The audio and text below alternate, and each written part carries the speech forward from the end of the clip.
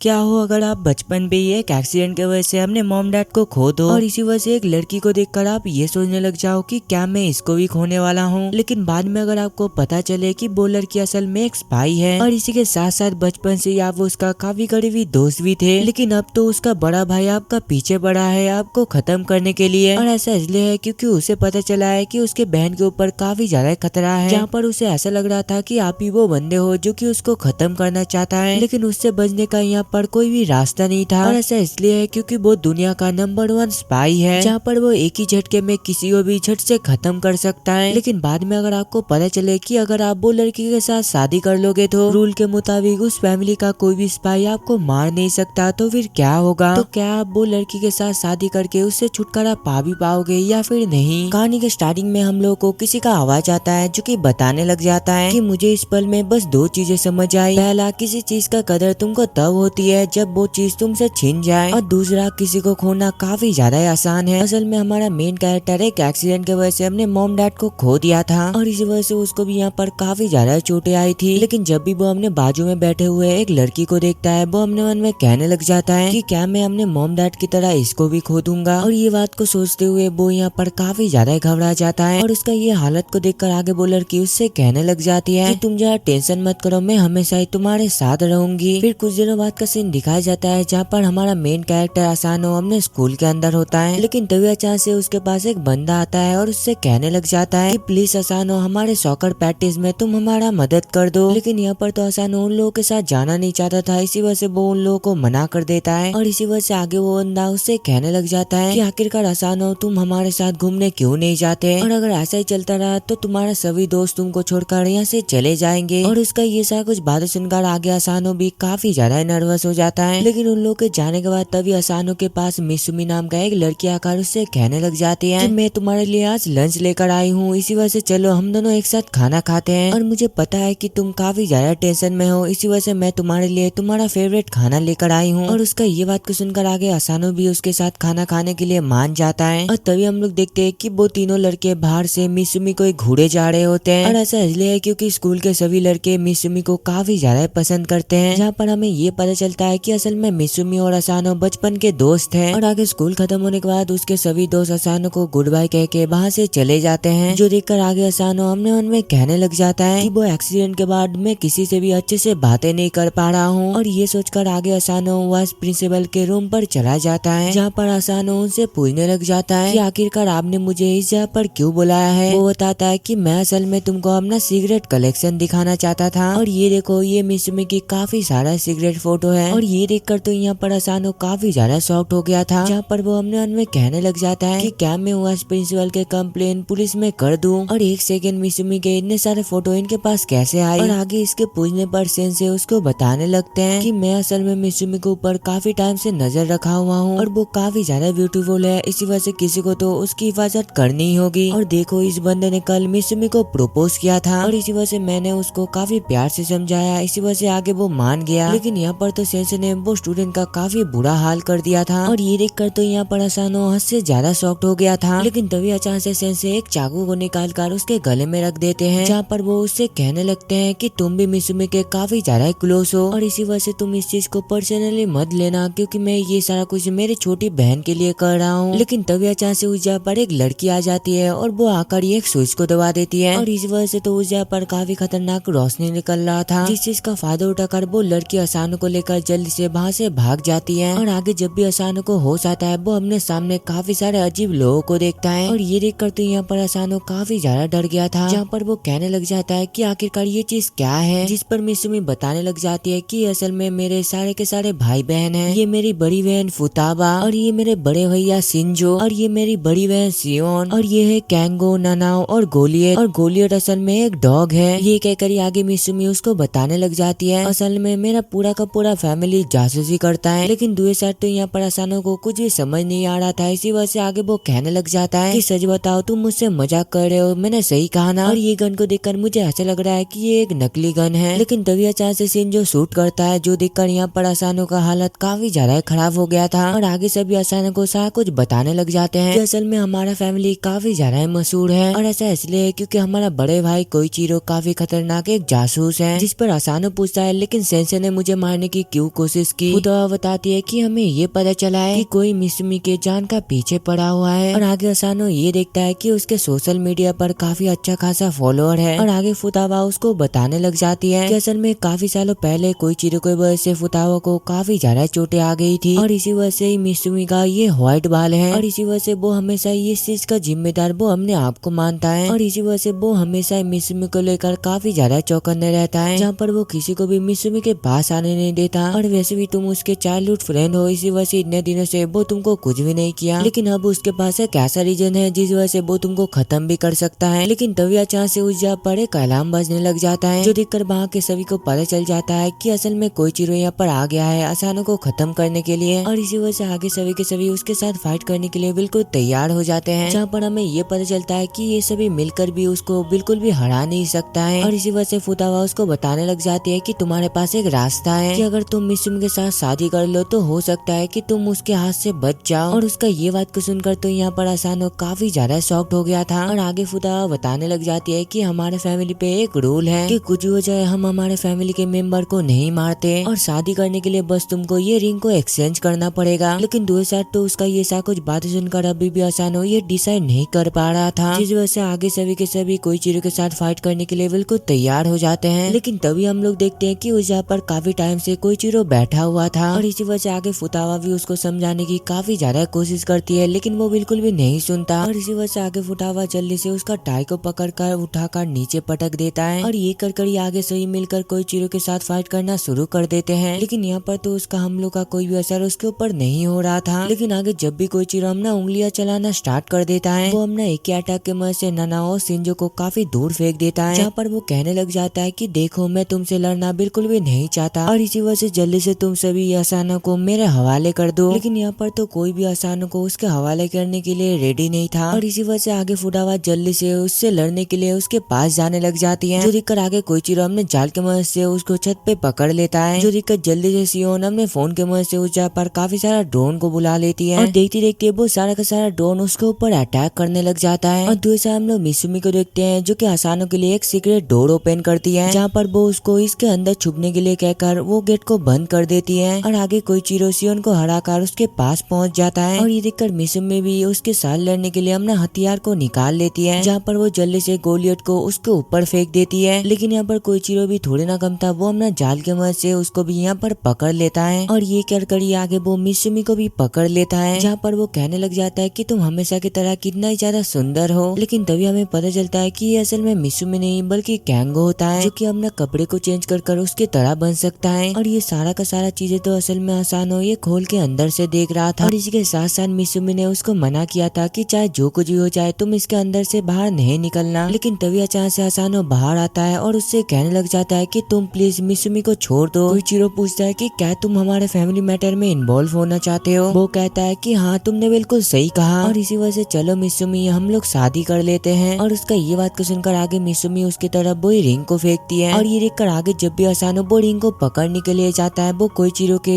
जाल में फंस जाता है, जहाँ पर कोइचिरो उससे कहने लग जाता है कि कुछ भी हो जाए मैं ऐसा करने तुमको नहीं दूंगा। लेकिन यहाँ पर असानो भी कहाँ ही हार मानने वाला था, वो उस जाल में फंसने के बावजूद भी वो जल्दी से मिसुमी का वो रिंग को पकड़ लेता है और ये करने के चक्कर में तो उसका हाथ काफी ज्यादा कट गए थे। और इसी वजह से आगे वो अपने मन में सोचने लग जाता है कि मिसुमी मुझ जैसे बेवकूफ की हमेशा ही देखभाल करने के लिए तुम्हारा बहुत बहुत शुक्रिया, लेकिन कुछ हो जाए आज से मैं तुम्हारी देखभाल करूंगा। ये सोचकर ही आगे असानो जल्दी से कोइचिरो के सारे जालों को तोड़ देता है, जहाँ पर हमें पता चलता है कि यहाँ पर तो असानो ने पहले ही बोर्डिंग को पहन लिया था, तो इसका मतलब ये है कि कोइचिरो अब उसको खत्म भी नहीं कर सकता है। फिर हमें रात का सीन दिखाया जाता है जहाँ पर असानो अभी भी हमने शादी के बारे में सोच रहा होता है, लेकिन ये शादी की वजह से तो यहाँ पर कोइचिरो काफी ज्यादा नाराज होता है। लेकिन दूसरे साइड असानो ये सारा कुछ सोचते सोचते वहाँ पर ही सो जाता है। लेकिन जब भी अगले दिन वो अपना आगे को खोलता है वो ये देखता है कि कोइचिरो काफी देर से अपने हाथ में एक चाकू को लेकर खड़ा हुआ था और ये देखकर तो यहाँ पर असानो हद से ज्यादा घबरा गया था। कोइचिरो बताता है कि असल में हमारा फैमिली टेक्निक है हमने फैमिली मेंबर को जगाना और इसी के साथ साथ ये तुम्हारा ट्रेनिंग का एक हिस्सा भी है और अगर तुम सच में एक स्पाई बनना चाहते हो तो तुमको सोते टाइम भी हमेशा तुमको चौकन्ने रहना होगा और इसी वजह से चलो हम लोग जल्दी से प्रैक्टिस करते हैं। ये कहकर ही आगे कोइचिरो उसको पकड़ लेता है और तभी हम लोग नीचे मिसुमी को देखते हैं जो कि असानो के लिए खाना बना रही थी और तभी अचानक से उसको असानो के कमरे से एक आवाज आती है और इसी वजह से आगे जब भी वो असानो के रूम पर जाकर देखती है उसको पता चलता है कि उसका बड़ा भाई तो यहाँ पर असानो के साथ खेल रहा था और इसी वजह से तो यहाँ पर मिसुमी काफी ज्यादा गुस्से में आ गई थी। लेकिन तभी अचानक से कोइचिरो मिसुमी और असानो को लेकर खिड़की से कूद जाता है और देखते देखते असानो का घर पे काफी खतरनाक एक ब्लास्ट होता है। कोइचिरो बताता है कि असल में तुम्हारे घर पे एक बॉम्ब लगाया गया था और मैं इसके बारे में तुमको बाद में सारा कुछ समझा दूंगा, लेकिन मैं तुमको सबसे पहले ये बता दूं कि आखिरकार हमारे युजाकुरा फैमिली का मिशन क्या है। हमारा मेन मिशन ये है कि हमेशा मिसुमी का हिफाजत करना। फिर अगले सीन में हम लोग ये तीनों को एक कार के अंदर देखते हैं जहाँ पर असानो कोइचिरो से पूछने लग जाता है कि आखिरकार मेरे घर में बॉम्ब क्यों लगाया गया था। वो बताता है कि ऐसा इसलिए है क्योंकि सभी लोग मिसुमी के जान के पीछे पड़े हुए हैं और इसी के साथ साथ सबको ये भी पता चल गया है कि असल में तुम्हारे साथ मिसुमी के शादी हो चुकी है। असानो पूछता है कि आखिरकार सभी मिसुमी के पीछे क्यों पड़े हुए हैं। वो बताता है कि ऐसा इसलिए है क्योंकि मिसुमी युजाकुरा फैमिली की 10वीं हेड है, कि हमारे फैमिली का मेंबर काफी पुराने जमाने से चल रहा है और इसी के साथ साथ हमारे फैमिली के सभी लोग सुपर ह्यूमन एबिलिटी के साथ जन्म लेते हैं, लेकिन हर जनरेशन पे एक ऑर्डिनरी मेंबर पैदा होता है जो कि फ्यूचर में जाकर हेड बनता है और इसी वजह से बाकी जितने भी लोगों के पास पावर होते हैं वो लोग हमेशा हेड की रक्षा करते हैं। और ये बताकर ही आगे कोइचिरो चाय पीते हुए बताने लग जाता है कि मिसुमी हमारा फैमिली के हेड बनने के बाद वो अंडरवर्ल्ड पे कदम रखेगी और इसी वजह से वो अभी इस वर्ल्ड पे नॉलेज गेन कर रही है। लेकिन तभी हम लोग देखते हैं कि पीछे से 2 गाड़ियां आकर उन लोगों के ऊपर अटैक करने लग जाते हैं। कोइचिरो कहता है कि तुमको ज्यादा टेंशन लेने की जरूरत नहीं है क्योंकि ये एक बुलेट प्रूफ कार है। ये बताकर ही आगे वो जल्दी से एक इशारा करता है जिस वजह से वो गाड़ी का ड्राइवर काफी स्पीड से वो गाड़ी को चलाने लग जाता है। ये देखकर तभी अचानक से एक बंदा अपना एक काफी बड़ा गन को निकालकर उन लोग के ऊपर अटैक करता है। लेकिन यहाँ पर वो गाड़ी का ड्राइवर तो काफी ज्यादा इंटेलिजेंट था जहाँ पर वो बार बार उन सभी के सभी अटैक से बच रहा होता है। कोइचिरो कहता है कि क्या तुम थोड़ा सा आराम से गाड़ी को चला सकते हो क्योंकि तुम्हारा इस चक्कर में मेरा चाय नीचे गिर जाएगी। और ये सुनकर तो यहाँ पर असानो काफी ज्यादा शौक था। मिसुमी कहती है कि तुम ज्यादा टेंशन मत करो, तुम ये सारा चीजें गोलियत के ऊपर छोड़ दो। लेकिन तभी हम लोग देखते हैं कि गोलियत असल में ये गाड़ी का ड्राइवर है जहाँ पर वो काफी खतरनाक तरीके से ड्राइव कर रहा था और तभी अचानक से वो गाड़ी के ऊपर पीछे से एक लॉन्चर से अटैक करता है। लेकिन यहाँ पर गोलियत भी थोड़ी ना कम था, वो उसका अटैक से काफी इजीली बच जाता है। लेकिन इसी वजह से तो कोइचिरो का चाय गिर गया था जिस वजह से वो यहाँ पर काफी ज्यादा गुस्से में आ जाता है और इसी वजह से आगे वो उन लोग का अटैक से बचते हुए जल्दी से वो उल्टा उन लोग के ऊपर ही अटैक कर देता है जिस वजह से एक ही झटके में वो सारा का सारा गाड़ी कट जाता है और वहाँ पर काफी बड़ा एक विस्फोट होता है। और ये कर ही आगे वो नीचे असानो के पास जाकर उसको बताने लग जाता है कि ये देखकर तुमको पता चल ही गया होगा कि मिसुमी हमेशा ही खतरे में रहता है और इसी वजह से हमारा काम ये है कि हमेशा मिसुमी का हिफाजत करना। और ये कहकर आगे वो असानो को एक गन देता है। फिर कुछ देर बाद स्कूल का सीन दिखाया जाता है जहाँ पर मिसुमी जल्दी से अपने क्लासरूम पे जाकर अपने दोस्तों के साथ बातें करने लग जाती है और दूसरे हम लोग असानो को देखते हैं जो कि इस रूम का हर एक चीजों को चेक कर रहा था। लेकिन तभी अचानक से वो तीनों लड़के दोबारा असानो के पास आ जाते हैं जो देखकर तो यहाँ पर असानो काफी गुस्से से उन लोग को ही घूरे जा रहा था जिस वजह से दूसरे वो तीनों हद से ज्यादा डर जाते हैं। और तभी हमें पास्ट का ये एक सीन दिखाया जाता है जहाँ पर कोइचिरो उसको एक बॉम्बर के बारे में बताता है। वो बताता है कि ये बॉम्बर ने असल में यहाँ पर 3 बॉम्ब लगाए हैं, एक तुम्हारे घर पर जो कि अभी अभी फटा है और 2 शायद स्कूल में है। इसी वजह से तुमको हमेशा मिसुमी का रक्षा करना पड़ेगा और चाहे इस चक्कर में तुम्हारा जाने क्यों ना चले जाए, मुझे इससे कुछ भी प्रॉब्लम नहीं है, लेकिन मिसुमी को यहाँ पर कुछ भी नहीं होना चाहिए। और तभी हम लोग क्लासरूम का सीन को देखते हैं जहाँ पर असानो काफी ज्यादा चौकन्ने था, जहाँ पर वो हर जगह को चेक कर सकता है जहाँ पर वो बॉम्बर बॉम्ब लगा सकता है, लेकिन यहाँ पर तो वो हमेशा मिसुमी के आसपास होता है, जिस चक्कर में तभी अचानक से उसको एक बॉल आकर लगता है। जो देखकर तभी वही तीनों लड़का उसके पास आकर उससे पूछने लग जाता है कि क्या तुम ठीक हो। असानो कहता है कि तुम ज्यादा टेंशन मत करो, मैं बिल्कुल ठीक हूँ। लेकिन तभी अचानक से वो उस जगह पर एक परछाई देखता है जहाँ पर वो उसका परछाई का पीछा करते हुए जल्दी से वो उस रूम के पास आ जाता है जहाँ पर उसको एक नर्स मिलती है जो कि उससे पूछने लग जाती है कि क्या तुमको कुछ हुआ है। वो बताता है कि नहीं नहीं मैं तो बिल्कुल ठीक हूँ। ये कहकर वो वहाँ से जाने लग जाता है। लेकिन तभी हम लोग देखते हैं कि वो नर्स एक स्माइल करती है और आगे जब भी असानो थोड़ा सा आगे जाकर पीछे मुड़कर देखता है वहाँ से तो वो नर्स गायब हो गई थी। और दूसरा हम लोग मिसुमी को देखते हैं जो कि लंच टाइम पे अपने दोस्तों के साथ खाना खा रही थी, लेकिन यहाँ पर तो असानो अभी तक दूसरे बॉम्ब को ढूंढ नहीं पाया था, जहाँ पर वो अपने उनमें कहने लग जाता है कि मैंने आज मिसुमी के ऊपर काफी ज्यादा नजर रखा है और इसी वजह से मुझे आज मिसुमी के बारे में काफी सारा चीजें पता चला है कि जब कोई उसे खाना देता है वो इस चीज को नहीं खाती और इसी के साथ साथ वो हमेशा किसी न किसी दोस्त के साथ रहने की कोशिश करती है। और तभी अचानक से असानो के पास वही तीनों लड़के आकर उसको एक चॉकलेट देते हैं क्योंकि उन्होंने असल में असानो के ऊपर फुटबॉल मारी थी। और एक चॉकलेट को देखकर आगे असानो भी जल्दी से वो चॉकलेट को खा लेता है, लेकिन ये चॉकलेट को खाने की वजह से तो यहाँ पर उसका पेट काफी ज्यादा खराब हो गया था, जिस वजह से आगे कुछ ही देर में वो वहाँ पर ही बेहोश हो जाता है। और आगे जब भी वो अपना आंखें को खोलता है वो अपने सामने मिसुमी को देखता है और यहाँ पर तो वो दोनों कोइचिरो के ऑफिस में होते हैं, जहाँ पर मिसुमी उसके साथ अपने शादी को लेकर बातें कर रही थी। और आगे जब भी असानो मिसुमी को बातें करते हुए देखता है उसका नजर ऊपर जाता है और उस जगह पर तो असल में एक बॉम्ब रखा हुआ था, जहाँ पर कुछ ही देर में वो बॉम्ब फट जाता है। और तभी हम लोग दूसरा ननाओ को देखते हैं जो कि नर्स के साथ होता है, लेकिन तभी हमें पता चलता है कि ये असल में नर्स नहीं बल्कि कैंगो था। और दूसरा सियोन भी काफी देर से उन दोनों के ऊपर नजर रखी हुई थी। और तभी हम लोग वहाँ पर वही धमाके वाला कमरे को देखते हैं जहाँ पर वो दोनों बिल्कुल सेव होते हैं, जहाँ पर असानो हमने उनमें कहने लग जाता है कि आखिरकार वो बॉम्ब वाले बंदे को कैसे पता चला कि आखिरकार हम दोनों यहाँ पर हैं। लेकिन तभी अचानक से उसको पता चलता है कि ये सारा का सारा चीजें पहले से प्लान है, जिस वजह से आगे वो कुछ ही देर में आइडिया लगा लेता है कि आखिरकार तीसरा बॉम्ब कहाँ पर होने वाला है। जहाँ पर हम लोग ये देखते हैं कि वो तीसरा बॉम्ब तो असानो के ऊपर लगा हुआ था जो कि 24 सेकंड में फटने वाला था। और ये देखकर आगे असानो भी समझ जाता है कि आखिरकार वो बॉम्ब वाला बंदे ने उसको बॉम्ब के बारे में क्यों बताया, ताकि मैं हमेशा मिसुमी के पास रहूं। और इसी वजह से सारा को समझने के बाद जल्दी से असानो खिड़की के बाहर कूद जाता है। और वो असल में ऐसा इसलिए किया था क्योंकि वो असल में मिसुमी को बचाना चाहता था, लेकिन तभी ठीक टाइम पे उस जगह पर क्यूचिरो आकर उसको बचा लेता है, जहाँ पर हमें ये पता चलता है कि वो बॉम्ब भी असल में डीएक्टिवेट हो गया था। क्यूचिरो कहता है कि तुम अपने फैमिली पर विश्वास कर सकते हो और इसी के साथ साथ मैं ये भी चाहता हूँ कि तुम मर जाओ, लेकिन कुछ हो जाए मैं अपना जान देकर भी तुमको मरने नहीं दूंगा। और आगे वो सभी एक साथ सेफली ऊपर पहुँच जाते हैं और देखते देखते उस जगह पर कैंगो और ननाओ भी पहुँच जाते हैं। और इसी के साथ साथ उस जगह पर शिंजो भी था जो कि अपने साथ वही बंदे को लेकर आया था जो कि इस जगह पर बॉम्ब फिट किया था। और उन लोगों को यहाँ पर देखकर मिसुमी उन लोगों से पूछने लग जाती है कि आखिरकार तुम लोग यहाँ पर क्या कर रहे हो। ननाओ बताता है कि हमने असल में असानो के पहले मिशन के बारे में सुना और इसी वजह से मैंने सोचा कि थोड़ा सा मस्ती कर लिया जाए। और उसका ये बात को सुनकर आगे कोइचिरो वो बॉम्ब बनाने वाला बंदे को उसके बॉम्ब के साथ बांध देता है, जहाँ पर वो उससे कहने लग जाता है कि मैंने तुमसे कहा था कि मेरे फैमिली से दूर रहना। वो कहता है कि प्लीज मुझे माफ कर दो, मेरे से गलती हो गई। लेकिन तभी कोइचिरो उसको उठाकर आसमान पे फेंक देता है और देखते देखते उस जगह पर काफी खतरनाक एक विस्फोट होता है। और ये देखकर तो यहाँ पर सभी के सभी काफी ज्यादा एंजॉय कर रहे थे। और तभी अचानक से असानो के फोन पर कुछ मैसेजेस आते हैं और ये देखकर तभी मिसुमी उसका फोन को ऑफ कर देती है, जहाँ पर वो दोनों एक दूसरे को देखकर काफी ज्यादा स्माइल करने लगते हैं। फिर अगले दिन का सीन दिखाया जाता है जहाँ पर असानो अपना सारा सामान को लेकर मिसुमी के घर पर पहुँच गया था। और ये देखकर तो यहाँ पर कोइचिरो काफी ज्यादा गुस्से में आ गया था। मिसुमी कहती है कि अब तो असानो का घर भी तबाह हो चुका है, इसी वजह से आज से ये यहाँ पर ही रहेगी और वैसे भी हम दोनों ने शादी कर लिया है, इसी वजह से तुम हम दोनों को अलग नहीं कर सकते। और उसका ये बात को सुनकर तो यहाँ पर कोइचिरो हद से ज्यादा गुस्से में आ गया था। फिर अगले सीन में हम लोग देखते हैं कि सारा कुछ तबाह हो चुका है और यहाँ पर तो असानो का हालत भी काफी ज्यादा खराब था। और दूसरी साइड तो मिसुमी को कोई पकड़ के रखा था, लेकिन इसके बावजूद भी वो कुछ भी नहीं कर पा रहा था। और देखते देखते तभी अचानक से उसका आँख खुल जाती है, जहाँ पर हमें पता चलता है कि ये सारा कुछ तो असल में एक सपना था। और तभी अचानक से उसको याद आता है कि असल में उसका घर तो पूरी तरीके से तबाह हो गया था और इसी वजह से अभी वो मिसुमी के घर पर रह रहा है। और आगे जब भी वो बेड से नीचे उतरने के लिए अपना पैर नीचे रखता है, तभी गलती से उसका पैर गोलियत पर पड़ जाता है, जिस वजह से वो उसको काट लेता है। और इसी वजह से असानो वहाँ पर इतना जोर से चिल्लाया था, नीचे मिसुमी भी उसका आवाज को सुन लिया था। फिर कुछ देर बाद का सीन दिखाया जाता है जहाँ पर मिसुमी असानो की मलहम पट्टी कर रही थी, जहाँ पर वो बताने लग जाती है कि मैंने असल में तुम्हारे ऊपर गोलियत को नजर रखने के लिए भेजी थी, ताकि बड़े भाई तुम्हारे साथ कुछ भी गलत ना करे। और उसका ये बात को सुनकर आगे असानो अपने मन में कहने लग जाता है कि हाँ सेन से मेरे साथ कुछ भी कर सकता है। और आगे मिसुमी गोलियत को सहलाना शुरू कर देती है, लेकिन जब भी असानो उसके पास आने की कोशिश करता है गोलियत काफी ज्यादा गुस्सा हो जाता है। और इसी वजह से तो यहाँ पर असानो काफी ज्यादा डर गया था, जिस वजह से वो पीछे सोफे पर गिर जाता है। फिर कुछ देर बाद का सीन दिखाया जाता है जहाँ पर असानो फुटावा के पास गया था उससे मदद लेने के लिए, जहाँ पर वो उससे कहने लग जाता है कि क्या तुम मुझे स्ट्रॉन्ग बना सकते हो। वो बताती है कि तुमको ज्यादा टेंशन लेने की जरूरत नहीं है, हम लोग धीरे धीरे करके तुमको ट्रेनिंग देंगे। असानो कहता है लेकिन इसमें तो काफी लंबा टाइम जाने वाला है, लेकिन मुझे स्ट्रॉन्ग बनना है और मिसुमी की हिफाजत करनी है। और उसका ये बात को सुनकर फुटावा उसको उठाकर गोल गोल से घुमाना स्टार्ट कर देती है, जहाँ पर वो उसको बताने लग जाती है कि मैंने 3 साल से ट्रेनिंग करना स्टार्ट कर दी थी और बाद में 6 साल की उम्र में मुझे मेरा पहला मिशन मिला था और तुम चाहते हो कि मैं तुमको इतना जल्दी ये साको सिखा दूं। और वैसे भी हमारे यूजाकुडा फैमिली के पास स्पेशल एबिलिटी होती है, लेकिन इसके बावजूद भी मुझे ट्रेनिंग पूरा करने के लिए करीब 3 साल लगे। ये बताकर ये आगे वो असानो को एक चेयर पर बैठा देती है और उससे पूछने लग जाती है कि क्या तुम हमारे साथ ऑल आउट ट्रेनिंग करना पसंद करोगे। और उसका ये बात को सुनकर तो यहाँ पर असानो तुरंत ही मान गया था। वो कहती है ठीक है, लेकिन मेरा एक शर्त है, तुमको हमारे साथ इस जगह पर 1 महीना रहना पड़ेगा। असानो कहता है ठीक है, मैं इसके लिए तैयार हूँ और वैसे भी 1 महीना ही तो रहना है, मैं रह लूंगा। ये कहकर आगे असानो जल्दी से वहाँ से जाने लग जाता है, लेकिन तभी अचानक से नीचे एक गेट गेट ओपन हो जाता है जिस वजह से वो नीचे गिरने वाला होता है। लेकिन यहाँ पर तो वो बाल बच गया था क्योंकि नीचे काफी सारे नोकीले खंजर थे। और ये देखकर आगे फुटावा उसको बताने लग जाती है कि असल में हमारे घर में काफी सारे ट्रैप है और इसी वजह से तुम्हारे लिए यहाँ पर रहना इतना भी ज्यादा आसान नहीं होगा। और अगर तुम ये नॉर्मल सा ट्रेनिंग भी कंप्लीट नहीं कर पाओगे तो तुम भूल जाना कि तुम मिसुमी को बचा सकते हो। और उसका ये बात को सुनकर तो यहाँ पर असानो का फट के 64 हो गया था। और अगले दिन हम लोग देखते हैं कि अलार्म काफी जोर से बजता है और सही टाइम पर अलार्म बंद नहीं करने की वजह से वो कुछ ही देर में फट जाता है। और आगे जब भी वो उससे बचने की कोशिश करता है अचानक से उसके पीछे आग जलना स्टार्ट हो जाता है। और इसी वजह से आगे वो जैसे तैसे करके फाइनली ब्रेकफास्ट करने के लिए पहुंच जाता है। लेकिन यहाँ पर तो वो पूरी तरीके से जल गया था। और इसी वजह से ये देखकर मिसुमी उसका गाल को साफ करने लग जाती है। लेकिन तभी अचानक से उस जगह पर कैंगो आकर कहने लग जाती है कि चलो हम लोग इसका अंतिम संस्कार करने के लिए रेडी हो जाते हैं। और ये सुनकर तो यहाँ पर मिसुमी को काफी ज्यादा गुस्सा आ गई थी। इसी वजह से आगे वो उसको पीट देती है। और आगे असानो उन सब से पूछने लग जाता है कि आखिरकार तुम सब ये सभी ट्रैप से बचते कैसे हो। सियोन बताती है कि अगर ये घर तुमको एक्सेप्ट कर ले तो तुम अपने मर्जी से ये घर का ट्रैप को ऑन ऑफ कर सकते हो। लेकिन तभी हम लोग देखते हैं कि असानो का पेट दोबारा खराब हो जाता है। बताती है कि खाना भी तुम्हारा ट्रेनिंग का एक हिस्सा है और इसी वजह से तुम्हारे खाने पे जहर मिलाया गया था ताकि तुम धीरे धीरे करके वो जहर से लड़ना शुरू कर दो। लेकिन तभी हम लोग देखते हैं कि असानो का पेट में गुड़गुड़ होना शुरू हो जाता है। और इसी वजह से आगे वो जल्दी से भागकर टॉयलेट की तरफ जाता है। लेकिन उस जगह पर तो यहाँ पर काफी खतरनाक एक लॉकिंग सिस्टम लगा हुआ था और वो लोग तो यहाँ पर वो काफी कोशिश के बावजूद भी खोल नहीं पा रहा था जिस वजह से उसका हालत हद से ज्यादा खराब हो जाता है। सियोन बताती है कि तुमको अंदर जाने के लिए ये लॉक का पासवर्ड क्रैक करना पड़ेगा। फिर अगले दिन का सीन दिखाया जाता है और जब भी अचानक से अलार्म बजना स्टार्ट होता है सभी अपने अपने स्टाइल के मदद से वो अलार्म क्लॉक को बंद कर देते हैं। लेकिन दूसरे असानो का अलार्म क्लॉक दोबारा से फट जाता है। और इसी के साथ साथ फ्रिज के अंदर से खाना निकलने का सभी का अलग अलग टेक्निक होता है क्योंकि यहाँ पर फ्रिज के अंदर तो एक लेजर सेंसर लगे हुए थे। और आगे जब भी असानो फ्रिज के अंदर से कुछ सामान लेने के लिए जाता है तभी अचानक से उसका एक उंगली लेजर पे टच हो जाता है। और इसी वजह से तभी अचानक से वो फ्रिज उसके ऊपर गोलियां बरसाना स्टार्ट कर देता है। और आगे असानो को एक निशाना लगाना होता है सामने वाले रिमोट के ऊपर। लेकिन जब भी वो निशाना लगाने की कोशिश करता है गोली का फोर्स यहाँ पर इतना ही ज्यादा था जिस वजह से वो पीछे गिर जाता है। और आगे खाना और बाथरूम को लेकर उसका अलग अलग टेस्ट होना स्टार्ट हो जाता है। लेकिन इस चक्कर में तो यहाँ पर उसका हालत हद से ज्यादा खराब हो गया था। और इसी वजह से आगे वो तीनों लड़के उसके पास आकर उससे पूछने लग जाते हैं कि क्या तुम ठीक हो। वो बताता है कि हाँ मैं बिल्कुल ठीक हूँ। और तभी हमें पता चलता है कि असल में असानो ने 30 किलो के टी शर्ट पहना हुआ था और इसी वजह से तो वो यहाँ पर अपने बेंच के ऊपर लेटा हुआ था। और ये टेस्ट तो असल में एक बेसिक टेस्ट था। फिर रात का सीन दिखाया जाता है जहाँ पर असानो एक रूम के अंदर जाता है और वहाँ पर तो मिसुमी पढ़ते पढ़ते सो गई थी। और मिसुमी को इतना हार्ड वर्क करता हुआ देख आगे असानो भी अपना ट्रेनिंग करना शुरू कर देता है जहाँ पर वो बंदूक के मदद से गोली चलाने की प्रैक्टिस कर रही थी। लेकिन काफी कोशिश करने के बावजूद भी उसका एक भी निशाना सही नहीं लगा था। और आगे जब भी वो दोबारा से निशाना लगाने की कोशिश करता है तभी उस जगह पर मिसुमी आ जाती है। और इसी वजह से आगे उसके कहने पर असानो को एक ब्रेक लेना पड़ता है जहाँ पर मिसुमी उसको एक चाय देते हुए उससे कहने लग जाती है कि तुमको इतना ज्यादा ट्रेनिंग करने की जरूरत नहीं है। वो बताता है कि ऐसा बात बिल्कुल भी नहीं है, तुम्हारे लिए मैं इतना तो कर ही सकता हूँ। और तभी हमें पास का एक सीन दिखाया जाता है जहाँ पर मिसुमी उसको गुड मॉर्निंग कहती है और उसका ये बात को सुनकर आगे असानो भी ठीक वही कहता है। और ये कहकर आगे मिसुमी अपना कार में बैठकर वहाँ से चली जाती है। लेकिन तभी हम लोग देखते हैं कि स्कूल के अंदर काफी सारी लड़कियां मिसुमी को छेड़ रही होती है जहाँ पर उसमें से तो एक लड़की उसका बाल को काटने वाली थी। लेकिन तभी ठीक टाइम पे उस जगह पर असानो जाकर उसका कैंची को छीन लेता है और ये लेकर ही आगे वो अपना बाल को काटना शुरू कर देता है। और ये देखकर तो यहाँ पर मिसुमी काफी ज्यादा शॉक्ड हो गई थी। और दूसरी साइड वो सभी लड़कियां डर के मारे वहाँ से भाग जाते हैं। और उन सभी लड़कियों का जाने के बाद आगे असानो अपना हेयर स्टाइल को ठीक करते हुए उससे कहने लग जाता है कि आज के बाद अगर कोई तुम्हें परेशान करे तो तुम सबसे पहले मुझे आकर बताना। और आगे दोबारा हमारा सीन प्रेजेंट में आता है जहाँ पर वो उससे कहने लग जाती है कि तुम हमेशा से ही मुझे प्रोटेक्ट करते हुए आ रहे हो, इसी वजह से तुम अभी अपने आप को इतना ज्यादा पुश मत करो। और उसका ये बात को सुनकर यहाँ पर असानो भी काफी ज्यादा खुश होता है। और दूसरी साइड तो उन दोनों की बातें यहाँ पर शिंजो और सियोन सुन रहे थे। फिर अगले दिन का सीन दिखाया जाता है जहाँ पर अलार्म बजते ही जल्दी से असानो उसको बंद कर देता है और आगे वो लेजर लाइट से बजते हुए सीधा एक कमरे के अंदर पहुँचता है और आगे वो अपना एक गन को उठाकर सामने रिमोट पर शूट करता है। और इसी वजह से तो यहाँ पर टीवी चलना स्टार्ट हो गया था। और तभी अचानक से उस जगह पर सियोन आ जाती है जो देखकर असानो उसके पास जाकर उससे पूछने लग जाता है कि आखिरकार बड़े भाई हमेशा ऐसे छुप कर क्यों रहते हैं, क्या तुमको पता है। वो बताती है कि ये बंदा काफी ज्यादा शर्मीला है, इसी वजह से ये हमेशा ऐसा ही रहता है। और दूसरा हम लोग फुतावा को देखते हैं जो कि कैंगो से काम करवा रही होती है क्योंकि यहाँ पर तो उसने बर्तन नहीं धोए थे। लेकिन तभी वो लोग देखते हैं कि उसके सामने से काफी सारा धुआं निकल रहा होता है क्योंकि यहाँ यहाँ पर ननाओ असानो की ट्रेनिंग करवा रहा था और ये देखकर आगे कैंगो भी उसके पास जाने की कोशिश करता है, लेकिन तभी अचानक से फुतावा उसको एक जोरदार लात मारती है और आगे ऐसे ही देखते देखते काफी दिन गुजर जाता है, जहाँ पर हमें पता चलता है कि असानो तो यहाँ पर सारा ट्रैप से बचना सीख गया था। लेकिन आगे जब भी वो जहर वाला खाना को खाता है उसका पेट दोबारा खराब हो जाता है, जिस वजह से वो जल्दी से टॉयलेट पर जाता है। लेकिन यहाँ पर तो लॉक लगा हुआ था, लेकिन काफी कोशिश करने के बावजूद भी असानो वो लॉक को खोल नहीं पाया था। और ये देखकर तो दूसरा सभी काफी ज्यादा खुश हो रहे होते हैं, लेकिन यहाँ पर तो मिसुमी को बिल्कुल भी अच्छा नहीं लग रहा था। लेकिन तभी हम लोग देखते हैं कि असानो का हालत काफी ज्यादा खराब हो जाता है और ये देखकर तो वहाँ के सभी काफी ज्यादा घबरा गए थे। और आगे जब भी ननाओ असानो को चेक करता है उसको पता चलता है कि यहाँ पर असल में असानो को काफी तेज बुखार है, लेकिन यहाँ पर असानो आराम करने के लिए साफ साफ मना कर देता है, क्योंकि ट्रेनिंग खत्म होने के लिए बस और 7 दिन ही बचे हुए हैं। और उसका ये बात को सुनकर आगे फुतावा उसका शरीर से नकली खाल को उतार देती है, जहाँ पर हम लोग ये देखते हैं कि असानो के शरीर पर तो यहाँ पर काफी सारा चोट था और इसी वजह से आगे वो उससे कहने लग जाती है कि अगर तुम बिना रेस्ट लिए ऐसे मेहनत करते रहोगे तो एक दिन तुम मर जाओगे। और इसी के साथ साथ तुम सब लोगों ने ये काम पे इसके हेल्प की, ये काफी ज्यादा बुरा है। असानो कहता है कि ये सब में इनकी कोई भी गलती नहीं है, मैं ही काफी जल्दी स्ट्रॉन्ग बनना चाहता हूँ ताकि मैं अपने पावर की मदद से मिसुमी का हिफाजत कर सकूं। और उसका ये बात को सुनकर तई फुतावा उसको मारती हुए उससे कहने लग जाती है कि तुम पहले अपना ध्यान रखो, इसके बाद तुम मिसुमी के बारे में सोचना। और वैसे भी ये पावर हासिल करने का कोई भी शॉर्टकट नहीं है और इसी वजह से ये भी तुम्हारी ट्रेनिंग का एक हिस्सा है। और उसके बाद आगे फुतावा उसको एक बुक देते हुए उससे कहने लगती है कि ये असल में मेरा एक पुराना बुक है, जब तक तुम रिकवर नहीं हो जाते तब तक तुम ये बुक को पढ़ सकते हो। जिस पर असानो भी आगे उसको थैंक्स बोलता है। फिर कुछ देर बाद का सीन दिखाया जाता है जहाँ पर फुतावा अपने फोन पे एक वीडियो देख रही होती है और यहाँ पर तो वो मिसुमी को एक बॉल की तरह घुमा रही थी। वो कहता है कि मुझे ऐसा लगता है ये लड़का मिसुमी का रक्षा हमसे भी काफी बेहतर कर सकता है। और तभी हम लोग उसकी पूरी फैमिली का एक फोटो को देखते हैं, लेकिन यहाँ पर तो उन सब का मॉम का चेहरा दिखाई नहीं देता। और अगले सीन में हम लोग देखते हैं कि असानो एक टेक्निक के मदद से वो गेट को खोल देता है और ये देखकर तो यहाँ पर सारे लोग काफी ज्यादा खुश हो गए थे, जहाँ पर वो कहने लगते हैं कि फाइनली असानो तुमने ये कर दिखाया। लेकिन तभी अचानक से हम लोग देखते हैं कि असानो का रिंग चमकना स्टार्ट कर देता है और ये देखकर आगे फुतावा उसको बताने लग जाती है कि ये तो काफी ज्यादा बढ़िया हुआ, ये घर ने तुमको अपना लिया है और इसी वजह से आज से तुम भी यूजाकुरा फैमिली के एक मेंबर हो और इसी वजह से आज से तुम्हारा रियल ट्रेनिंग शुरू होने वाली है, इसी वजह से इसके लिए गुड लक। लेकिन तभी हम लोग देखते हैं कि असानो के लिए शिंजो 100 किलो का एक टी शर्ट लेकर आता है और इसके साथ साथ सियोन उसका लेवल इजी से डिफिकल्ट कर देती है और ये कर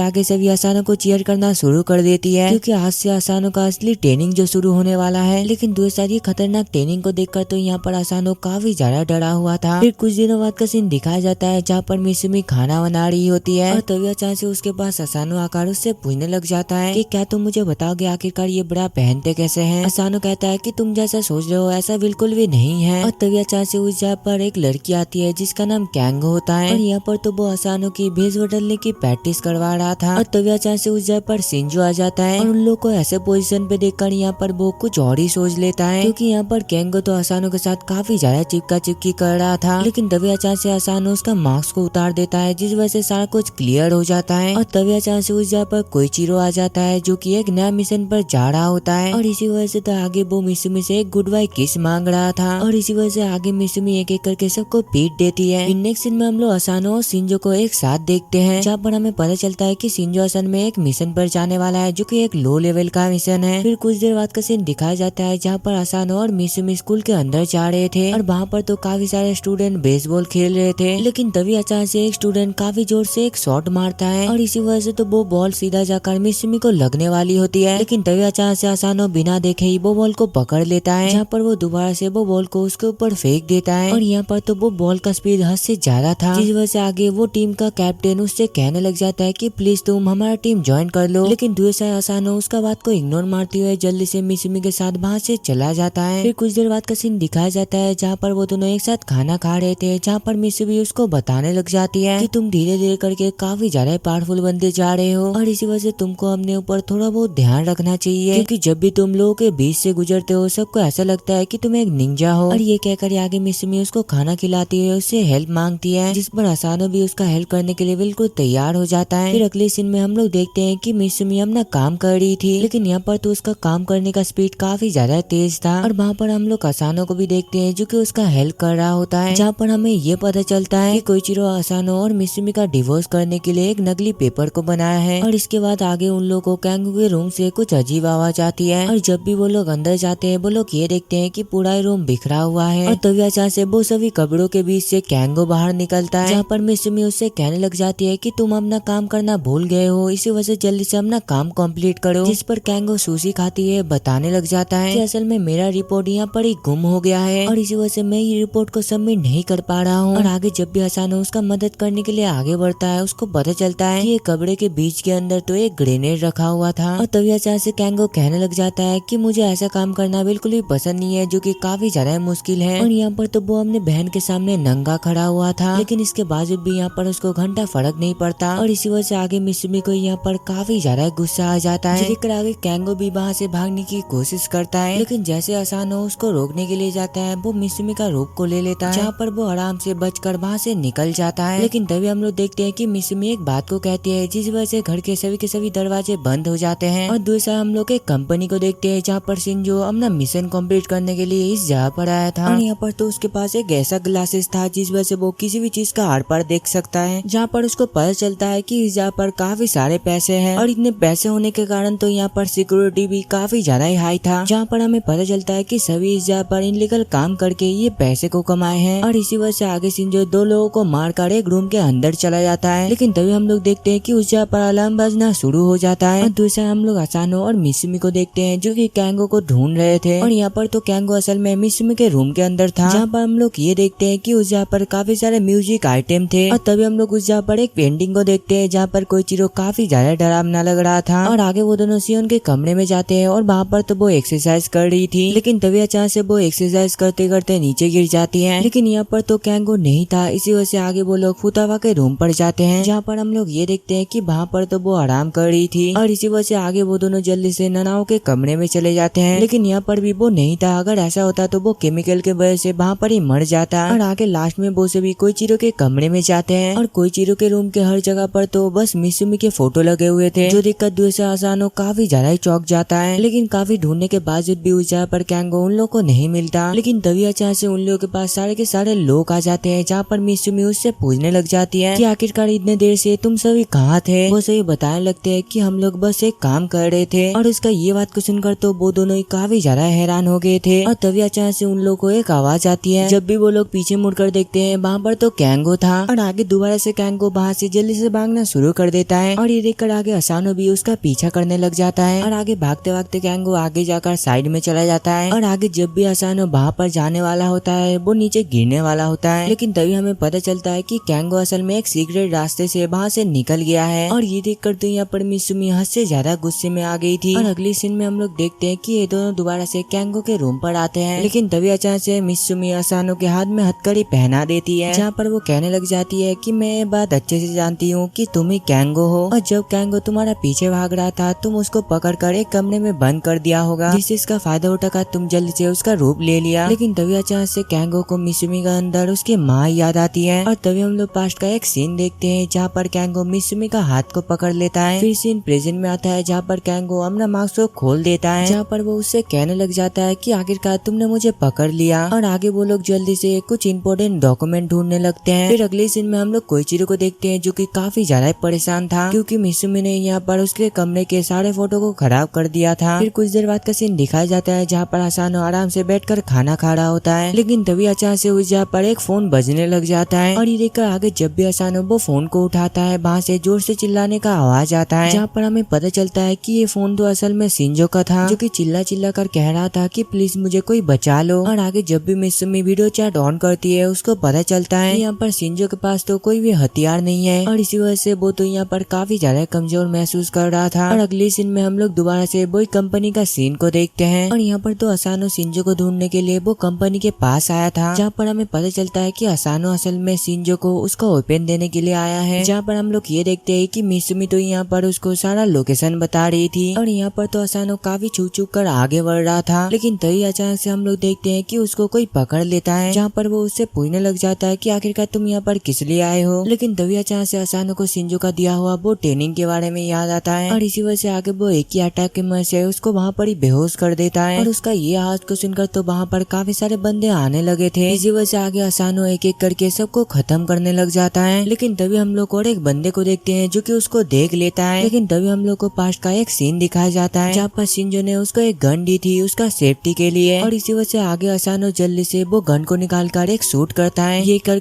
आगे वो जल्दी से शिंजो के पास चला जाता है। और इस जगह पर असानो को देखकर तो यहाँ पर शिंजो काफी ज्यादा खुश था, क्योंकि यहाँ पर उसका हथियार उसको दोबारा मिल चुका है। लेकिन तभी हम लोग देखते हैं कि वो रूम के अंदर काफी सारे लोग आ जाते हैं उन लोग के ऊपर अटैक करने के लिए। लेकिन आगे वो लोग कुछ करे इससे पहले शिंजो उठकर उन सभी को टपका देता है। और आगे जब भी वो दोनों बाहर निकलते हैं उन लोगों के ऊपर काफी सारे लोग अटैक करना स्टार्ट कर देते हैं। लेकिन यहाँ पर शिंजो भी थोड़ी ना कम था, वो अपने स्किल के मदद से उन सबको एक एक करके टपका देता है। और सबको हराने के बाद जल्दी से वो लोग वहाँ से निकलने की कोशिश करते हैं। लेकिन तभी हम लोग ये देखते हैं कि कोई असानो के पैर पे एक गोली मार देता है, जिस वजह से वो नीचे गिर जाता है। और तभी हम लोग दूर पे वही बंदे को देखते हैं जो कि दूर से स्नाइपर से उसके ऊपर अटैक कर रहा था, जहाँ पर वो शिंजो से कहने लग जाता है कि अगर तुम ये बच्चे को बचाना चाहते हो तो जल्दी से ये गन नीचे फेंक दो। और उसका ये बात को सुनकर आगे असानो को बचाने के लिए शिंजो भी ठीक यही करता है। लेकिन तभी अचानक से असानो एक बात याद करता है कि शिंजो के लिए अपना हथियार काफी ज्यादा मायने रखते हैं, और अगर शिंजो के हाथ में कुछ भी हथियार आ जाए तो वो किसी का भी बैंड आराम से बजा सकता है। और इसी वजह से असानो जल्दी से बैग से कांटे वाला चम्मच को निकाल कर उसको दे देता है। और ये लेकर शिंजो वो कांटे को लेकर सीधा वो बंदे के ऊपर काफी स्पीड से फेंकता है। और उसका ये अटैक इतना ही ज्यादा खतरनाक था जिस वजह से वो बंदे का गन तो वहाँ पर ही टूट गया था। और ये कड़कड़ी आगे वो तुरंत अपना गन को निकाल कर उसको वहाँ पर मार देता है। फिर थोड़ी देर बाद का सीन दिखाया जाता है, जहाँ पर हम लोग ये देखते हैं कि वो दोनों अपने घर पर जा रहे थे, जहाँ पर असानो कहने लग जाता है कि मैं तो यहाँ पर तुम्हारा मदद करने के लिए आया था, लेकिन देखो मैं खुद उल्टा घायल हो गया। जिस पर शिंजो कहने लग जाता है कि तुमको माफी मांगने की बिल्कुल भी जरूरत नहीं है, और वैसे भी मैं तुम्हारा बड़ा भाई हूँ, इसी वजह से मैं स्ट्रॉन्ग बनकर ही रहूंगा। और उसका ये बात को सुनकर तो यहाँ पर असानो काफी ज्यादा खुश था। लेकिन तभी हम लोग दूसरे एक बंदे को देखते हैं जो कि काफी सारे बंदों से पूछने लग जाता है कि जल्दी से बताओ आखिरकार वो शख्स कौन था जो कि तुम लोग के ऊपर अटैक किया, और अगर तुम सच सच बता दोगे तो मैं तुमको आसान मौत दे दूंगा। ये कहकर आगे वो अपने हथौड़े के मदद से वो वहाँ पर ही उसको खत्म कर देता है, जहाँ पर हमें पता चलता है कि वो तो यहाँ पर असानो का बात कर रहा था। फिर कुछ देर बाद का सीन दिखाया जाता है, जहाँ पर असानो मित्सुमी के साथ कॉल पे बातें कर रहा था। लेकिन तभी अचानक से असानो के सामने एक कार आकर रुकती है, जहाँ पर उसको अपने सामने एक बंदा दिखता है, जो देखकर वो जल्दी से कॉल को रख देता है। जहाँ पर वो बंदा उसके पास आकर उससे कहने लग जाता है कि तुम असानो हो ना, और मैं एक पुलिस ऑफिसर हूँ और मेरा नाम सेजी है, मुझे असल में तुम्हारे साथ कुछ बातें करना है। ये कहकर आगे वो असानो को पुलिस स्टेशन पर लेकर जाता है, जहाँ पर वो पुलिस ऑफिसर उसको एक फोटो दिखाते हुए उससे कहने लग जाता है कि तुम्हारा ये फोटो असल में सोशल मीडिया पर है। और ये देखकर तो यहाँ पर असानो की हालत काफी ज्यादा खराब हो गया था, जहाँ पर वो पुलिस ऑफिसर उससे पूछने लग जाता है मुझे ये पता चला है कि कुछ दिनों से तुम्हारे साथ काफी ज्यादा अलग अलग चीजें हो रहा है, और क्या तुम एक गैंगस्टर बनना चाहते हो। और यहाँ पर तुम एक प्राइवेट प्रॉपर्टी पे भी गए थे, जहाँ पर हमें ये पता चलता है कि वो ऑफिसर तो असल में असानो से यूजाकुडा फैमिली के सारा कुछ जानकारी निकालना चाहता था। ये पूछकर ही आगे से जी एक पानी के अंदर एक चीज को मिलाकर उसको देता है, जिस सुनकर आगे असानो वो चीज को पीने के लिए साफ साफ मना कर देता है। लेकिन यहाँ पर वो पुलिस ऑफिसर भी कहाँ ही मानने वाला था, वो जबरदस्ती उसको वो चीज पिला देता है। और सारा पानी पीने के बाद तभी असानो के मुंह से एक गुब्बारा बाहर निकलता है, और आगे असानो कुछ बोलता है इससे पहले सेजी हमने हथौड़े के मदद से उसके ऊपर अटैक कर देता है। लेकिन इससे पहले असानो ठीक टाइम पे पीछे हटकर उससे बच जाता है। लेकिन तभी हम लोग ये देखते हैं कि उसके बाजू में जो पोटलियां पड़े हुए थे उसके अंदर से काफी सारा खून निकल रहे थे। और आगे असानो के पूछने पर वो ऑफिसर उसको बताने लग जाता है कि ये बंदा असल में एक ड्रग डीलर था, इसी वजह से मैंने इसको खत्म कर दिया, और इसी वजह से जो लोग कानून तोड़ते हैं मैं उसको खत्म कर देता हूँ। और इसी वजह से तुमको जो कुछ भी पता है जल्दी से बता दो, नहीं तो मैं तुमको यहाँ पर ही खत्म कर दूंगा। लेकिन यहाँ पर तो असानो कुछ भी नहीं बता रहा था, इसी वजह से आगे वो ऑफिसर उसका गले को पकड़ते हुए उससे पूछने लग जाता है अगर तुम सारा कुछ सच नहीं बताओगे तो मैं तुम्हारा स्कूल पे जाकर तुम्हारे दोस्तों से भी पूछताछ कर सकता हूँ। लेकिन यहाँ पर असानो भी थोड़ी ना कम था, वो उसको सारा कुछ सच सच बताने के लिए मना कर देता है। और उसका ये बात को सुनकर आगे वो बंदा भी अपने हथौड़े के मदद से उसके ऊपर अटैक कर देता है। लेकिन ठीक टाइम पे उस जगह पर असानो हट जाता है, जिस वजह से वो यहाँ पर बच गया था। लेकिन जब भी पीछे वाला दीवार टूटता है हमें पता चलता है कि कोइचिरो तो काफी देर से वहाँ पर बैठ के ये सब को सुन रहा था। और आगे कोइचिरो उसके पास जाकर उससे कहने लग जाता है कि क्या यार तुमको तो इसको सही से डराना भी नहीं आता। और ये सारा कुछ देखकर तो यहाँ पर असानो को कुछ भी समझ नहीं आ रहा था। और आगे हमें पता चलता है कि असल में सेजी कोइचिरो का क्लासमेट था, और ये यूजाकुडा फैमिली की इन्वेस्टिगेशन में काफी ज्यादा हेल्प करता है। जहाँ पर कोइचिरो उससे पूछने लग जाता है कि आखिरकार ये बच्चे ने कैसा परफॉर्म किया। वो बताता है कि ये बच्चा काफी ज्यादा स्ट्रॉन्ग है, और वैसे भी ये मुझसे बिल्कुल भी नहीं डरा, और इसी वजह से मैं तुम्हारे साथ काम करने के लिए बिल्कुल तैयार रहूंगा। फिर अगले दिन का सीन दिखाया जाता है, जहाँ पर असानो की हालत काफी ज्यादा खराब था, और उसका ये हालत को देखकर आगे मित्सुमी उसके पास आकर उससे पूछने लग जाती है कि क्या तुम ठीक हो। लेकिन आगे वो कुछ कहे इससे पहले उस जगह पर कोइचिरो आ जाता है, जहाँ पर वो कहने लग जाता है कि आज असल में मैं तुम लोगों का क्लास लेने वाला हूँ। और उसे देखकर तो यहाँ पर असानो का हालत और भी ज्यादा खराब हो गया था, जहाँ पर हम लोग ये देखते हैं कि असानो क्लास में बैठा बैठा ही वहाँ पर सोने लग जाता है, जो देखकर जल्दी से कोइचिरो उसके ऊपर एक चौक फेंक के मारता है। लेकिन यहाँ पर असानो भी थोड़ी ना कम था, वो उसका चौक से काफी इजीली बच जाता है। लेकिन वो चौक के वजह से तो पीछे का ही खतरनाक एक बड़ा सा होल बन गया था। ये देखकर आगे असानो हद से ज्यादा शॉक्ड हो जाता है, जहाँ पर कोइचिरो बताने लग जाता है कि एक स्पाई को हमने नींद के ऊपर कंट्रोल रखना चाहिए, जैसे कि डॉल्फिन रखती है, और उसका आधा दिमाग सोया हुआ रहता है लेकिन फिर भी वो जगा रहता है। और इंसान भी काफी ज्यादा मेहनत करने के बाद वो ये स्किल को हासिल कर सकता है। और मैंने भी ये स्किल 15 साल की उम्र में हासिल कर लिया था। ये बताकर आगे वो असानो को परेशान करना शुरू कर देता है। और इस वजह से तो यहाँ पर मित्सुमी काफी ज्यादा गुस्से में आ गई थी, जिस वजह से वो कहने लग जाती है कि बड़े भाई आपको ऐसा बिल्कुल भी नहीं करना चाहिए। जहाँ पर हमें ये पता चलता है कि यहाँ पर तो वो सभी के सभी कोड लैंग्वेज में बातें कर रहे थे। असानो कहता है कि तुमको ज्यादा टेंशन लेने की जरूरत नहीं है, मैं ये टेस्ट में पास होकर ही रहूंगा। लेकिन तभी अचानक से हम लोग ये देखते हैं कि कोइचिरो टेबल के ऊपर एक गोली रखता है। ये करकड़ी आगे वो अपने डस्टर के मदद से वो उस गोली को फोड़ देता है। और इस वजह से तो यहाँ पर पूरी क्लास में काफी ज्यादा धुआं हो गया था, जहाँ पर हमें ये पता चलता है कि वो धुएं की वजह से सभी स्टूडेंट कुछ ही देर में वहाँ पर ही बेहोश हो जाते हैं। लेकिन दूसरी साइड तो मित्सुमी एक मास्क को पहन लिया था, जहाँ पर वो कोइचिरो से कहने लग जाती है कि प्लीज आप ये सब करना बंद करो बड़े भाई। और यहाँ पर असानो भी ये धुएं से बेहोश हो गया था। और आगे कोइचिरो भी काफी सारा चौक के मदद से उसके ऊपर अटैक कर देता है। लेकिन तभी हम लोग ये देखते हैं कि असानो अपने गन के मदद से वो सभी चौक को तोड़ देता है। और ये देखकर तो यहाँ पर मित्सुमी को ऐसा लग रहा था कि असानो अभी भी जाग रहा है। लेकिन तभी अचानक से उसको पता चलता है कि असल में यहाँ पर तो असानो सो रहा था। और आगे कोइचिरो दोबारा से उसके ऊपर काफी सारा चौक से अटैक कर देता है। लेकिन दूसरी साइड असानो भी थोड़ी ना कम था, वो अपने पार के मदद से एक एक करके उसका सभी चौक से बच जाता है। और आगे हम लोग ये देखते हैं कि उन दोनों के बीच में काफी खतरनाक लड़ाई स्टार्ट हो जाता है। और ये देखकर तो यहाँ पर मित्सुमी को काफी ज्यादा गुस्सा आ गई थी। फिर रात का सीन दिखाया जाता है, जहाँ पर असानो नींद में चल रहा होता है। और उसको ऐसा चलता हुआ देखकर तो यहाँ पर शिंजो काफी ज्यादा डर गया था। फिर कुछ दिनों बाद का सीन दिखाया जाता है, जहाँ पर असानो एक स्पाई का बुक पढ़ रहा था, जहाँ पर उसको ये पता चलता है कि 90% स्पाई की मैरिज इसलिए टूटती है क्योंकि वो लोग कुछ ही सालों में डाइवोर्स ले लेते हैं। और तभी अचानक से वो देखता है कि असानो को सेजी का कॉल आता है। और यहाँ पर तो वो उसको एक मिशन के लिए बुला रहा था, जिस सुनकर आगे असानो भी अपना मिशन के लिए निकल पड़ता है। फिर कुछ देर बाद का सीन दिखाया जाता है, जहाँ पर असानो एक अम्यूजमेंट पार्क पर था, जहाँ पर सेजी उसको कॉल पे बताने लग जाता है कि एक कपल इस जगह के अंदर गैर कानूनी हथियार लेकर घूम रहे हैं। जो सुनकर आगे असानो पूछने लग जाता है कि आखिरकार वो दोनों दिखते कैसे हैं। लेकिन यहाँ पर तो सेजी को इसके बारे में बिल्कुल भी पता नहीं था। और आगे जब भी असानो चारों तरफ देखता है उस जगह पर तो काफी सारे कपल थे और वो तो यहाँ पर अकेला था। लेकिन तभी हम लोग देखते हैं कि एक लड़की उसके लिए एक ड्रिंक लेकर आती है। और वो लड़की तो और कोई नहीं बल्कि मित्सुमी थी, जो देखकर यहाँ पर असानो काफी ज्यादा चौंक जाता है। और आगे मित्सुमी कहने लग जाती है कि मैं सेजी से बात कर ली है, इसी वजह से मैं तुम्हारे साथ मिशन पे रह सकती हूँ। ये बताकर आगे वो असानो को ड्रिंक पीने के लिए कहती है। और उसका ये बात को सुनकर आगे असानो हमने उनमें कहने लग जाता है कि मैं ये मौके का काफी अच्छे तरीके से फायदा उठा सकता हूँ और मैं वो कपल को ढूंढते ढूंढते मित्सुमी के साथ टाइम स्पेंड भी कर सकता हूँ। और आगे वो दोनों एक कपल के पीछे जाते हैं, जहाँ पर वो दोनों रोलर कोस्टर के पास जा रहे थे। और इसी वजह से आगे वो दोनों भी उसके अंदर बैठ जाते हैं। और इस राइड को तो यहाँ पर सारे लोग काफी ज्यादा एंजॉय कर रहे थे। लेकिन दूसरे हम लोग असानो को देखते हैं, जो कि आराम से सो रहा होता है। और आगे असानो इस वजह से उससे काफी ज्यादा माफी मांगने लग जाता है, जिस पर मित्सुमी कहती है कि वो देखो सामने, जहाँ पर हम लोग ये देखते हैं कि उस जगह पर तो 2 कपल बैठे हुए थे। और यहाँ पर हमें ये पता चलता है कि वो लड़के को असल में रोलर कोस्टर से काफी ज्यादा डर लगता है। और इसी वजह से आगे वो लड़की उसको एक डिंग देती है। और यहाँ पर डिंग लेते हुए तो यहाँ पर उन दोनों का हाथ टच हो गया था। और इसी वजह से आगे वो दोनों काफी ज्यादा शर्मा जाते हैं। और आगे वो दोनों एक दूसरा कपल का पीछा करना शुरू कर देते हैं। और इसी वजह से आगे उन दोनों को भी एक दूसरे राइड लेना पड़ता है। लेकिन यहाँ पर तो मित्सुमी को अपने बालों की वजह से कुछ भी दिखाई नहीं दे रहा था। और दूसरी साइड वो दोनों कपल ये राइड को काफी ज्यादा एंजॉय कर रहे होते हैं। और आगे वो दोनों एक तीसरा कपल का पीछा करना शुरू कर देते हैं। और यहाँ पर तो वो दोनों काफी अच्छे कपड़े पहने हुए थे। और आगे कुछ देर बाद असानो और मित्सुमी और एक नए कपल को देखते हैं, जहाँ पर वो दोनों एक महंगे रेस्टोरेंट पर बैठकर कॉफी पी रहे थे। और इसी वजह से आगे असानो भी उन दोनों का बातें सुनने लग जाता है, जहाँ पर वो बंदा कहने लग जाता है कि मैं तुमको एक स्पेशल आइटम दिखाना चाहता हूँ। और उसका ये बात को सुनकर आगे असानो भी जल्दी से अपना बंदूक को निकाल लेता है, क्योंकि यहाँ पर उसको ऐसा लग रहा था कि ये कोई खतरनाक चीज होने वाली है। लेकिन तभी हम लोग ये देखते हैं कि वो लड़का अपने जेब से एक रिंग को निकालता है और उसको प्रपोज कर देता है। और उसका ऐसा करते हुए देखकर दूसरी साइड वो लड़की भी मान गई थी, जो देखकर दूसरी साइड असानो का हालत काफी ज्यादा खराब हो जाता है। लेकिन तभी हमें ये पता चलता है कि असानो मित्सुमी के लिए एक रोज लिया था। और दूसरी साइड हम लोग वही कपल को देखते हैं, जो कि आपस में झगड़ रहे होते हैं, जहाँ पर वो लड़की उससे कहने लग जाती है कि आखिरकार तुम मेरे अलावा वो लड़की को क्यों घूर रहे थे। वो बताता है कि आखिरकार मैंने कब देखा, मैं तो सुबह से तुमको ही देख रहा हूँ। और उन लोग का ये बात को सुनकर दूसरा असानो अपने मन में कहने लग जाता है कि आखिरकार अब इन दोनों को क्या हो गया। पहले तो ये दोनों चिपक के बैठे हुए थे और आगे वो लड़का गुस्सा होकर चुपचाप वहाँ से जाने लग जाता है। जो देखकर आगे वो लड़की एक गन को निकाल देती है, जो देखकर वो लड़का भी एक गन को निकाल लेता है। और यहाँ पर दो गन को देखकर जल्दी से सभी लोग वहाँ से भागने लगते हैं। और तभी हम लोग ये देखते हैं कि वो दोनों एक दूसरे के ऊपर फाइट करना स्टार्ट कर देते हैं। और इसी वजह से आगे असानो वो गोलियों से बचने के लिए एक टेबल के नीचे छुप जाता है। और यहाँ पर तो डर के मारे एक छोटा बच्चा नीचे बैठा हुआ था, लेकिन तभी अचानक से कुछ गोली असानो का वो रोज के ऊपर लग जाता है। और ये देखकर तो यहाँ पर असानो को तो काफी ज्यादा गुस्सा आ गया था। और इसी वजह से आगे वो जल्दी से अपना इलेक्ट्रिक गन को निकालकर उन दोनों के ऊपर शूट कर देता है। और इसी वजह से आगे उन दोनों को काफी ज्यादा बिजली के झटके लगते हैं। और आगे कुछ ही देर के बाद उस जगह पर पुलिस भी आ जाती है, जहाँ पर सभी पुलिस मिलकर वो दोनों कपल को पकड़ लेते हैं। जहाँ पर सेजी उससे कहने लग जाता है कि आज तुमने काफी अच्छा एक काम किया। और दूसरा जब भी कोई चीज को ये पता चलता है कि सेजी ने असानो और मिसुमी को अम्यूजमेंट पार्क पर भेजा है, वो यहाँ पर काफी ज्यादा गुस्से में आ जाता है। फिर शाम का सीन दिखाया जाता है जहाँ पर असानो और मिसुमी एक जगह पर बैठे होते हैं। और तभी अचानक से असानो अपने जेब से वही गुलाब को निकालता है जिसमें की गोलियां लगे हुए थे, जहाँ पर वो उससे कहने लग जाता है कि मैंने ये चीज तुम्हारे लिए लिया था और मैंने असल में तुमको घुमाना चाहता था और तुम्हारे साथ टाइम स्पेंड करना चाहता था, क्योंकि तुम हमेशा से ही मेरे लिए काफी कुछ करते हो, लेकिन मैंने तुम्हारे लिए आज तक कुछ भी नहीं किया। और असानो का ये सब कुछ बातें सुनकर तो दूसरी मिसुमी काफी ज्यादा शर्मा रही होती है, जहाँ पर वो कहने लग जाती है कि मैंने कभी भी नहीं सोचा था कि तुम इतना ज्यादा रोमांटिक होगे। ये कहकर आगे वो उसका फूल को ले लेती है, जहाँ पर वो कहने लग जाती है कि ये फूल के लिए तुम्हारा बहुत बहुत शुक्रिया। और उसका ये बात को सुनकर आगे असानो भी काफी ज्यादा खुश होता है। फिर हमें कुछ दिनों बाद का सीन दिखाया जाता है जहाँ पर एक लड़की हमने कंप्यूटर पे कुछ कर रही होती है, जहाँ पर हमें पता चलता है कि ये लड़की असल में एक हैकर है। और दूसरा हम लोग सियोन को देखते हैं जो कि अपना काम खत्म कर चुकी है और काफी घंटे लगातार काम करने के बाद वो अब फाइनली सो सकता है। लेकिन जब भी वो अपना आंखें को बंद करता है अचानक से एक सायरन बजने लग जाता है, जिस वजह से आगे वो जल्दी से जाग जाती है, जहाँ पर उसको पता चलता है कि कोई उसका सिस्टम से छेड़खानी कर रहा है। ये देखकर आगे वो अपना कंट्रोलर को उठा लेती है और उससे कहने लग जाती है कि आखिरकार तुमको क्या लगता है कि ये इतना ज्यादा आसान होगा। और दूसरा हम लोग वही लड़की को देखते हैं जिसकी मेन स्क्रीन पर बार बार एरर आने लग जाता है और उसका ये बात को सुनकर आगे वो अपना कंप्यूटर का मेन स्विच को निकाल देती है। और दूसरा सियोन अपने कंप्यूटर के अंदर उसको पकड़ने वाली होती है, लेकिन तभी अचानक से वो उड़ जाता है और ये कर